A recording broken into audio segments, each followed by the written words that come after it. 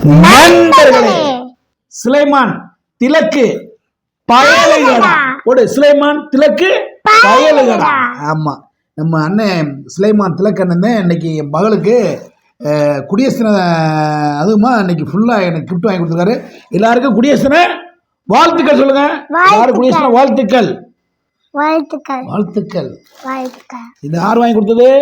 திலக்கு மாமா. திலக்கு மாமா. ஆமா, சுலைமான். சிலைக்கு ஒரு அழகு இருக்கு, மானுக்கு ஒரு அழகு இருக்கு. அந்த ஊரை சேர்ந்தவர் தான் நம்ம அண்ணன் திலக் அண்ணன் சுலைமான். அவர் தான் என் மகளுக்கு இவ்வளோ கிஃப்ட்டு ரெடியாப்பா. பூரா தின்பண்டங்கள் எவ்வளோன்னு பாருங்க. நண்போல குமிச்சிட்டாரு அண்ணன். அவர் மனசு எப்படியோ அதே மாதிரி தான் இந்த ஸ்நாக்ஸை அள்ளி போட்டாப்ல. அடடா அது இன்னைக்கு உனக்கு சரியான ஒரு வேட்டதை. ஃபர்ஸ்ட் கேக்க தான் பிக்கணுமா? நல்லா திம்பிங்களா? நண்பர்களே, அருமையான கேக்கு இப்படி பிச்சிருவோம்.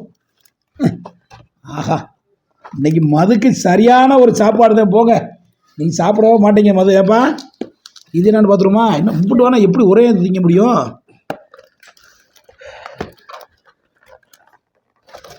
இந்த பக்கட்டா? Sorry sorry sorry. ஆமாம், ஓ இங்கே இருக்கா? இது என்ன ஸ்வீட் உலகப்பா. மாமா ரொம்ப நிறையா அங்கிள் ஒன்று வாங்கி கொடுத்துருக்காங்க. சுலைமான் திலக்கு பயலுகடா. அடடடா, ஏய் சை இங்கே பாரு. அடே அப்பா, என் ஆத்தாடி ஆத்தே எம்பிடிச்சு நாய்ஸு. ஆமாம், அது மிக்சரு, இனிப்பு, காரம், புரட்டு ஆம்லேட் போடுவோம். என்ன ஆம்லேட் போடுவோம்? புரட்டு ஆம்லேட் போடுவோம். ஆகா, இலக்கியா தூத்துக்குடி சும்மா முறுக்குடா. ஆகல அருமையான முறுக்கு பாரு. முறுக்கு அன்னைக்கு நொறுக்குவோம் முறுக்க டைமி. ஆகா, லைன் தான் பேர் சம்பளம். என்ன சொன்னா? ஆமாம், கிட்டத்தட்ட ஒரு 500-600 ரூபாய்க்கு அண்ணன் பாவம். என் அண்ணன் வேணான்னு எனக்கு தெரியாது. அவங்க அண்ணன் நண்பரை போய் வாங்கிட்டு சொன்னாங்க. எனக்கு தெரியாது, உண்மையில வாங்கிட்டு வந்து பேசிக்கிட்டு இருந்தேன். அண்ணன் என்னை பார்க்க வந்திருந்தாங்க, ஒரு வேலையாக வந்திருந்தாங்க. அப்படியே என்னை பார்த்துட்டு போனாங்க. வேறு வேலையாக வந்திருக்காங்க. இனி அப்படியே வரும்போது ஃபோன் பண்ணாங்க. நான் உடனே போயிட்டேன். அண்ணன் வரேன், அண்ணே நான் வர்றேன், நீங்களாம் வர வேணாம்னே. நான் போய் பார்த்தேன். அண்ணன் திலக்கண்ணன் கூட வந்து அண்ணன் 4 பேர் வந்தாங்க. நான் அந்த வேலையை அந்த 4 பேருக்கு நன்றி சொல்கிறேன். அண்ணன் திலக்கண்ணே, உங்கள் ஃப்ரெண்டு எல்லாருக்கும் ரொம்ப ரொம்ப நன்றி. வேறு என்ன ஒன்றும் இல்லைண்ணே. அப்புறம் ஒரு சின்ன ஒரு விஷயம் சொல்ல வரேன். இந்த நேரத்தில் இன்ஸ்டாகிராமில் ஒரு வீடியோ போட்டிருந்தேன். காலையில் ஒரு பிபி ஆப்பில் ஒரு விளம்பரம். பிபி ஆப்னு ஒரு விளம்பரம். எப்பா நீ எடுத்துட்டா சாமி, நீ தின்னுக்கிட்டே. இது வந்து உனக்கு பிறந்தநாள் 30ஆம் தேதி என் மகளுக்கு பிறந்தநாள். இந்த வர 30ஆம் தேதி ஜனவரி 30 தானே? ஜனவரி 30க்கு என் மகளுக்கு பர்த்டேக்காக மாமா உங்களுக்கு கேக்கு வாங்கி கொடுத்துட்டாங்க. வர வியாழக்கிழமை என் மகளுக்கு பிறந்தநாள். நண்பர்களே, எல்லோரும் வாழ்த்துங்க. அதுக்கு முன்னாடியே கேக் அண்ணே வாங்கி கொடுத்துட்டாப்புல திலக்கண்ணே. மது சர்மிதா, நீ சாப்பிடுங்க. உனக்கு இதே வேணுமா? உனக்கு தான் இது தின்னுட்டு அக்காவுக்கு. சரி, அப்புறம் பாதி இது இந்த க்ரீமில் எடுத்துருங்க. க்ரீமை சாப்பிடாதீங்க, அது வந்து கொலஸ்ட்ரால். அதனால் நண்பர்களே, ஒரு சின்ன ஒரே ஒரு வேண்டுகோள். இன்ஸ்டாகிராமில் ஒரு வீடியோ போட்டிருந்தேன், போலீஸ் கட்டப்பில். அது பிபி ஆப்னு ஒரு ஆப் இப்போ ரீசனாக வரப்போகுது. விளம்பரத்தை நினச்சிருக்கேன். அதில் ஒரு வீடியோ போட்டிருந்தேன். அதில் வீடியோ ஆட்டையை போடுறாங்கடா. ஏய் ஆட்டையை போடுறாங்கடா, அம்மா ஆட்டையை போட்டுக்கிறா. ஒரு விளம்பரம் போட்டது நண்பர்களே, என் மூஞ்சியெல்லாம் வீங்கி போச்சு. என்னால் அழுதுட்டேன். உண்மையிலே என்னால் அழுகாமல் இருக்க முடியல. அதில் விளம்பரத்தில் அந்த பாட்டு இப்போ ஒரு சித்து சில்லாடி விட்டா கில்லாடி அந்த பாட்டுக்கு ஒரு டான்ஸ் ஆடி இன்ஸ்டாகிராமில் வீடியோ போட்டிருப்பேன். அந்த வீடியோ போட்டோன்னே கலக்க போகுது யார் சீசன் 10ல் நான் கலந்துக்கிட்டேன். ஆடிஷனில் ஃபைனல் வரைக்கும் போனேன். இதுதான் உண்மை. இன்றைக்கி தான் உங்கள்கிட்ட உண்மையை சொல்கிறேன், நான் சொல்ல மாட்டேன். அந்த அண்ணன் பதிவு போட்டார், ஒரு கமாண்ட் போட்டார். கமாண்டில் என்ன பண்ணியிருக்காங்க, மதுரை காளிதாசன் ஆக்டர் காளிதாசனை என்ன கமாண்ட் பண்ணியிருக்காங்கடா, மீசமணி அண்ணன் வந்து சீசன் 10ல் விஜய் டிவியில் கலந்துக்கிட்டாங்க. நானும் கரகாட்ட பரமேஸ்வரி தான் கலந்துக்கிட்டான். சகோதரி கரகாட்ட பரமேஸ்வரி சகோதரி நானும் தான் கலந்துக்கிட்டோம். 2 பேரும் ஃபேராக பண்ணோம். கலந்துக்கிட்டதில் என்ன பண்ணிட்டாங்க, அப்போ கமாண்ட் என்ன பண்ணியிருக்காருன்னா, இந்த மாதிரி உங்களை நீங்கள் ஒரு நல்ல கலைஞன், காமெடி கலைஞனை, இந்த கலைஞனை வந்து விஜய் டிவி வந்து எழுதிருச்சு அப்படின்னு பதிவு போட்டாப்புல. எனக்கு அழுக வந்துச்சு நண்பர்களே. நான் வந்து இது குறையாவெலாம் சொல்லலை, உண்மையிலேயே எனக்கு ரொம்ப கஷ்டமாக வச்சு இந்த பதிவை பார்த்தோம்னா. அந்த கமாண்டை பார்த்தோன்னா ரொம்ப மனசு வந்துட்டேன்.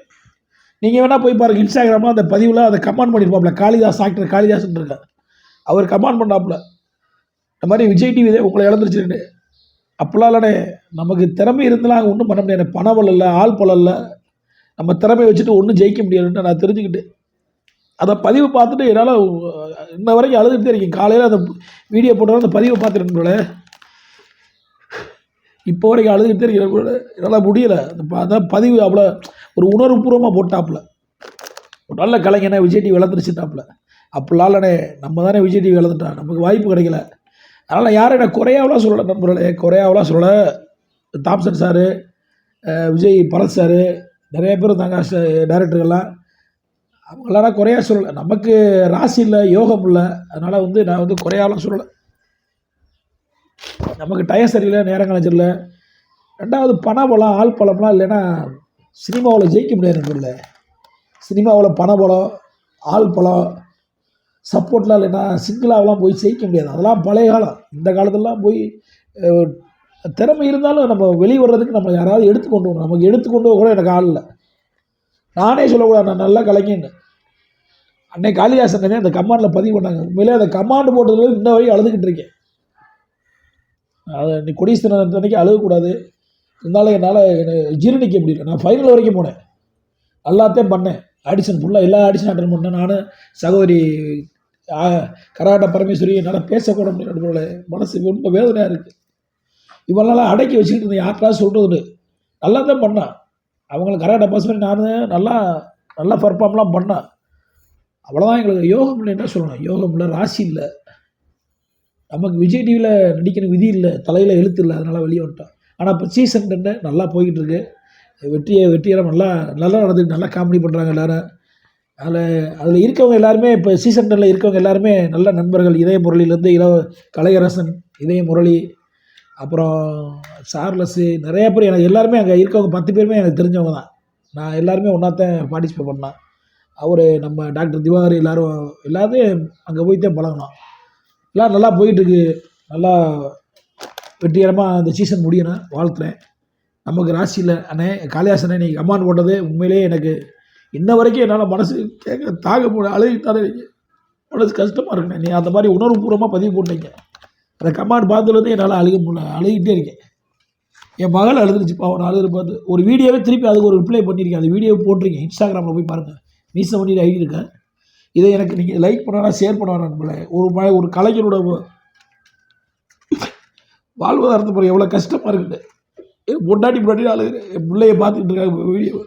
என்னால் இது நடிப்பெல்லாம் கிடையாது நண்பர்களே. உண்மையிலே அவ்வளோ கஷ்டப்பட்டு நான் மெட்ராஸ்லாம் போனேன். என் மாமியார் தோட அடை வச்சுட்டு ஒய்ஃபோட அம்மா ஒரு தோட அடை வச்சுட்டு அதை ஆடிச்சிருக்கேன் போனேன். அவ்வளோ கஷ்டப்பட்டு போய் வாய்ப்பு கிடைக்கல. அப்போ நமக்கு ராசி இல்லை, யோகம் இல்லைன்னு சொல்லணும்.